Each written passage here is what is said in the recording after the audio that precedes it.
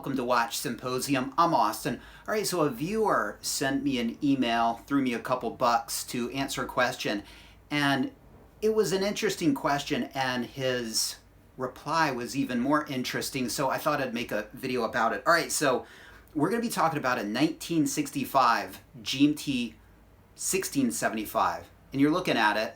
Do you see anything wrong? Again, this is a GMT from 1965, and there's one thing that's screaming wrong with it, and then there are a few things that are sort of whispering that something's going on. But aside from that, it's perfect, and by perfect I mean box, papers, original owner. Let's get to the email. My brick and mortar dealer, who I have purchased most of my watches from, just listed a 1675 circa 1965. Complete set, box, and papers. One owner with the original receipt. Wow, the provenance of this watch is amazing. The only issue is in the mid-80s, he had Rolex service it and they replaced the dial.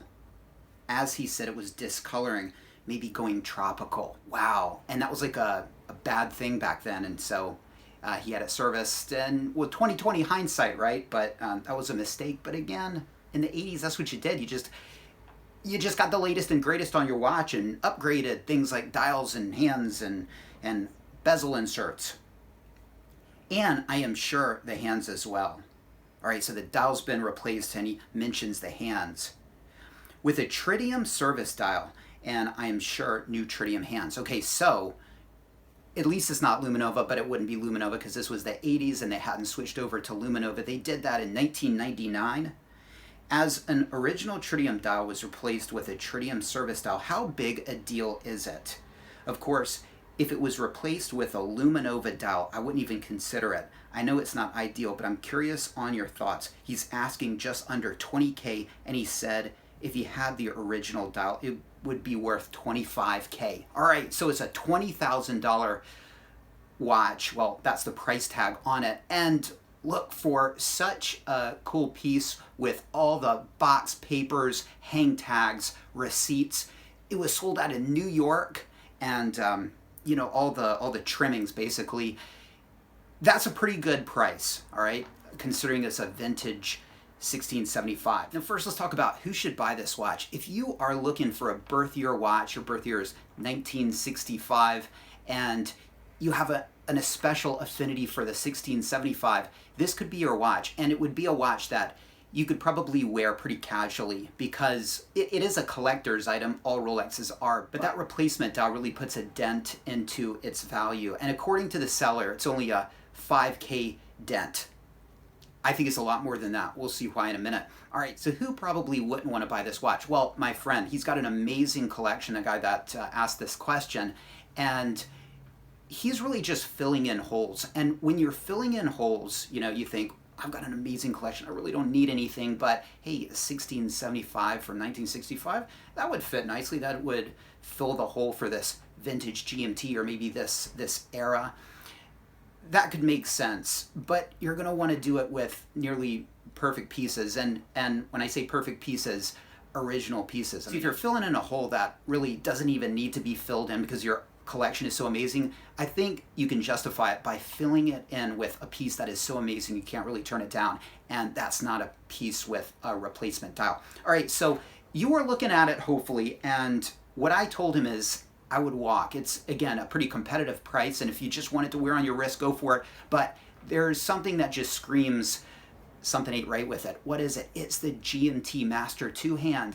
It's the kind of modern version, all right? And up until 1970, well, I should say the late 60s, they were doing the small triangle 24-hour hand, and this doesn't have it. So certainly the hands were replaced as well. And it's all tritium, that's cool, little patina nicely in the future, but it's missing one of the most quintessential parts of a 1965 1675, and that's that little triangle 24-hour hand. And for that reason alone, unfortunately, as perfect as it is, I would walk. And it really is nearly perfect. Single owner, full box, papers, hang tags, everything, but just that 1980s service style and the hands. And also, I'm pretty sure that the bezel insert has been changed, because check out this 1966 GMT 1675. This is how it should look, and look at that bezel insert. It has turned fuchsia. Those things go for thousands of dollars. This hasn't changed. It was probably replaced in the 80s once they fixed that patinaing problem on the bezel inserts. So as nice a piece as it is, I said, unless you just want to wear the hell out of it, or you have a special affinity for 1675s or for watches from 1965, I would pass. I would fill in the gaps in your collection with more perfect pieces. And it's so close that it's almost frustrating, because getting a more perfect piece is going to cost him a lot more than 20 grand, and even the 25 grand that the dealer states. See, this would go for probably 30, 40, 50,000 USD here in Japan, and I'm just ballparking it, I have no clue, but 25,000 USD for all of the provenance of that piece, if the hands and the bezel insert and the dial was original, it would go for much more than 25,000. But of course, the dealer phrases it, hey, if the dial was original. The dealer doesn't mention the bezel insert or the hands, and maybe the dealer knows that, yeah, well, if those were on it, those original parts, then it would be, 15 or 20,000 more, and it would. By the way, on a side note, some of the documentation is kind of interesting. Look at this GMT sort of forehand graphic here. Dauphine hands, that's kind of weird. Rolex would never do that these days. People would be like, okay, it's a four-hander, it's a 24-hour hand. What are these Dauphine hands? I guess Rolex back then was pretty loose. And it makes me wonder, did they plan for Dauphine hands to be on the GMT at some point? Or were those hands on the GMT at some point? What explains that graphic? Anyway, it's kind of weird, kind of interesting. And I like the regular version more than the Dauphine hands. I think those work better on fancier watches.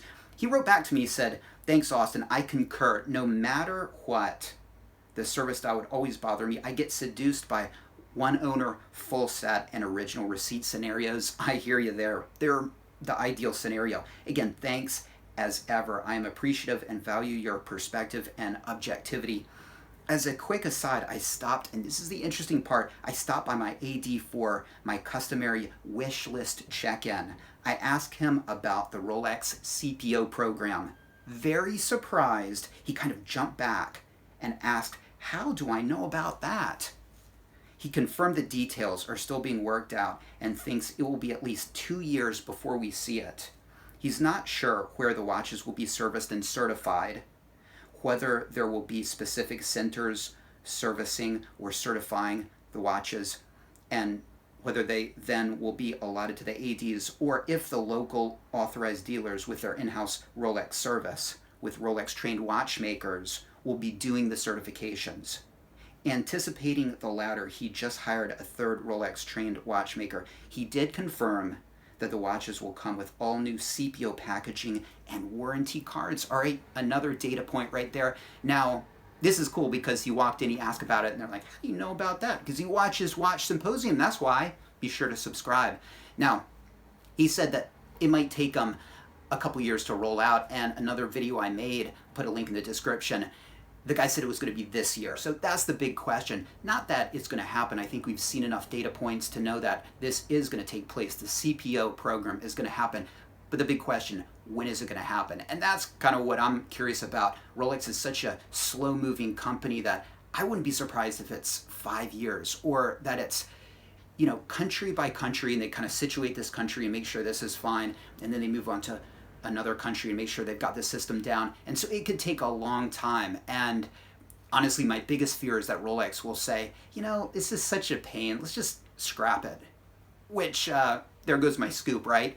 And I'll look like an idiot. But anyway, I think they're going to take a long time to do it. But we've heard 2 years, we've heard this year. We'll just have to wait and see. But again, at least they're doing it. And this will be so interesting to see how they did it. I love this part. CPO packaging and warranty cards. What do they look like? And, will they be the same all over the world? This could be so amazing. All right. So anyway, that was sort of the bonus bit from this question. Thank you, viewer, for emailing me. He's a valued viewer, and I always look forward to getting his emails. Guys, let me know what you would have done with this 1675. It's a beautiful piece. It's frustrating because it's almost perfect. But yeah, this I think is where the phrase close but no cigar comes in. Let me know what you think. Take care. Thanks for watching. See you next time.